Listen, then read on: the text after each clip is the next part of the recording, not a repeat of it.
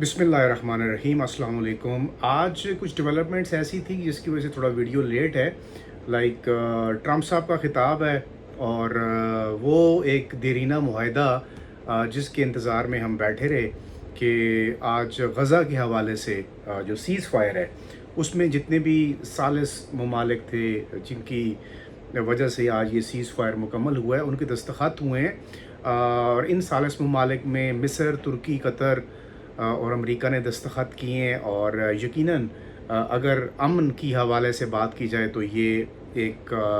आज माइलस्टोन है कि कम से कम गज़ा के उन हित्ते मुसलमानों को जिनके ऊपर एक बर्बरियत का बाज़ार गर्म किए रखा इसराइल ने, और आज एक मुआहदा हो गया है। अब इस मुआहदे की इम्प्लिकेशंस क्या हैं और ये कितना अरसा कारगर साबित होगा, ये एक सवालिया निशान है। आज जब डोनाल्ड ट्रम्प साहब इसराइली पार्लियामेंट से ख़िताब कर रहे थे, यकीन करें दिल जो है वो खून के आंसू रो रहा था। वो एक तरफ यहूदी और यहूदों ने सारा जो हैं वो जश्न मना रहे थे, और दूसरी तरफ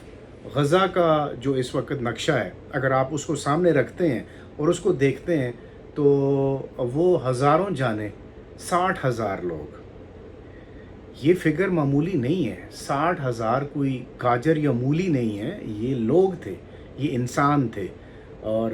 ये निहत्ते लोग थे, अनआर्म्ड लोग थे जिनको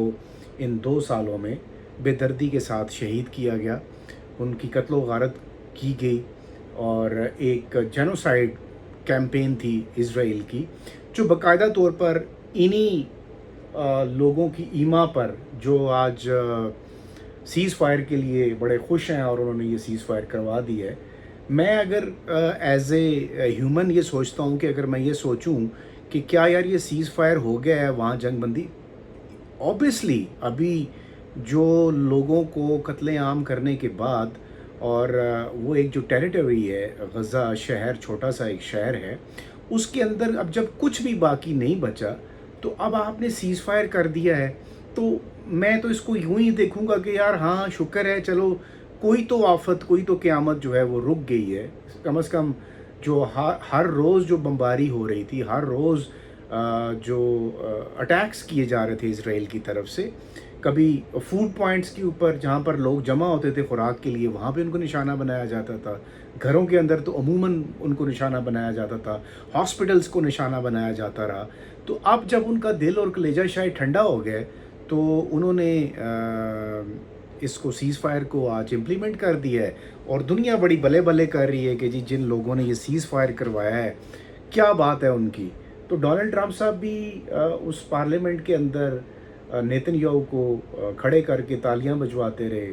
शाबाश देते रहे कि आप एक बहादुर इंसान हैं, आपने जो काम किया है वो कोई भी नहीं कर सकता। अब उनका इस काम की तरफ जो इशारा था वो गालबन क्या यकीनन यही था कि आपने जो गज़ा का हाल किया है और गज़ा को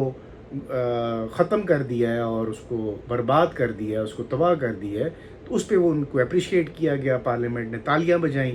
2 मर्द मुजाहिद जो भी थे वो वहाँ के पार्लियामेंटेरियंस थे जिन्होंने इस पूरे अमल को अपोज किया, और उन्होंने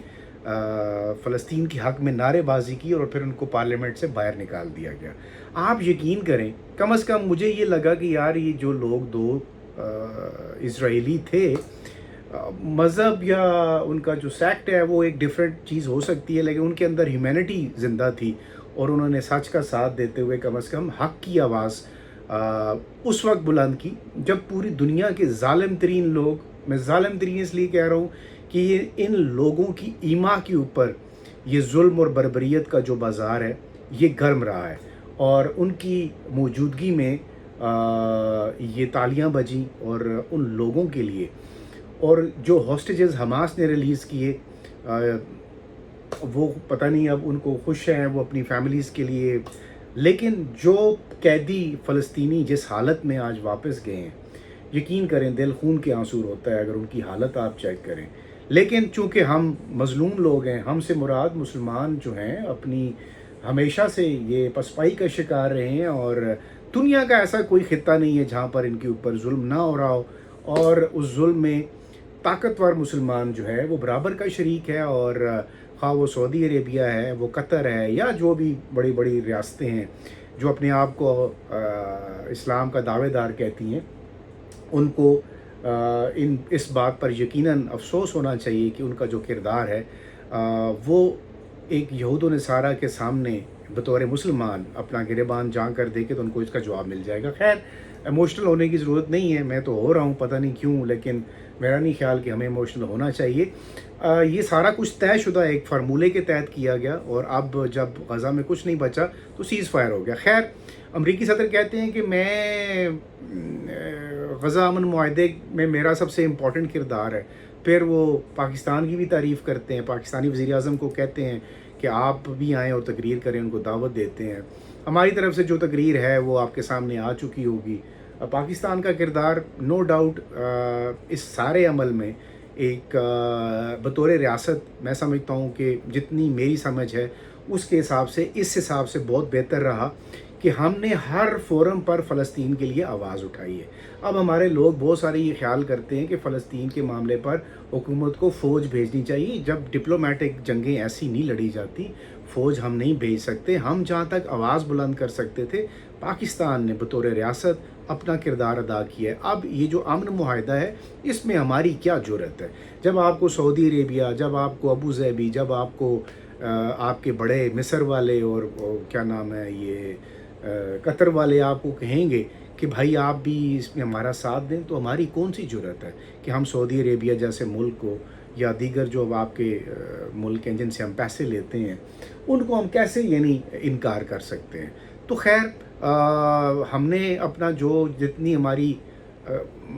وقت ہے اس کے حساب سے پاکستان نے جتنا کردار ادا کیا ہے،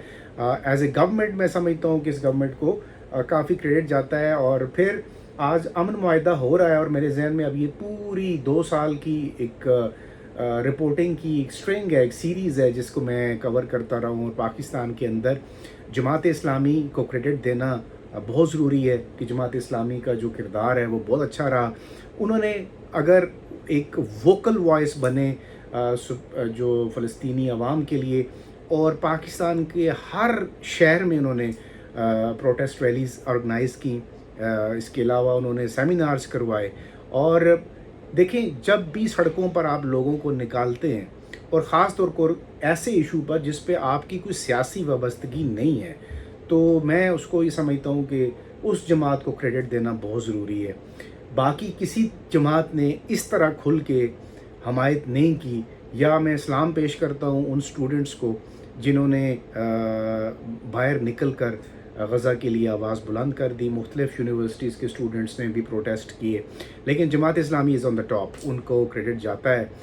پھر MWM نے بھی اپنی طرف کافی کوشش کی، ان کو بھی کریڈٹ جاتا ہے۔ اس طرح چھوٹے موٹے جو ریلیجس پولیٹیکل گروپس ہیں انہوں نے اپنی اپنی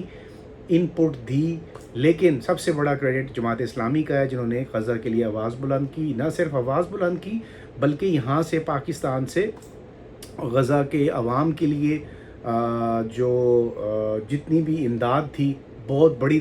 مقدار میں یہاں سے وقتاً فوقتاً وہ بھجواتے رہے، اور اب بھی بھجوا رہے ہیں۔ تو اس پہ ان کو کریڈٹ جاتا ہے۔ اور آج جب امن معاہدہ ہو رہا تھا تو اسی وقت ساتھ ساتھ جو ڈونلڈ ٹرمپ ہیں وہ اپنی حرکتوں سے باز نہیں آئے، وہ ایران کو بھی للکارا، اور ایران کو ایک دفعہ پھر دھمکی دی، اور اس کو یہ یاد کرایا کہ اگر ایران نے اپنا نیوکلیئر انریچمنٹ پروگرام آگے بڑھایا تو پھر اس کا حال وہ ہوگا کہ جو غزہ کا حال ہے۔ تو آئندہ آنے والے دنوں میں آپ خطے کے اندر آپ اس معاہدے کو لے کر کے یہ اگر سوچ رہے ہیں کہ امن قائم ہو چکا ہے، تو میرا نہیں خیال نیتن یاہو جیسا آدمی، ایک درندہ صفت آدمی جب تک موجود ہے، اور اس جیسی سوچ اور اس کے اوپر جو انٹرنیشنل اسٹیبلشمنٹ کا ایک سایہ موجود ہے، آپ اندازہ لگائیں کہ جہاں پر ڈونلڈ ٹرمپ جیسا صدر بھی اس کی پوشا پاشی کر رہا ہو اور اس کی چاپلوسی میں مصروف ہو، تو آپ اس سے اندازہ لگا سکتے ہیں کہ ایک امریکی صدر کی حیثیت اس یہودی جو پرائم منسٹر ہے یہ نیتن یاہو، اس کے سامنے کوئی حیثیت نہیں ہے۔ اور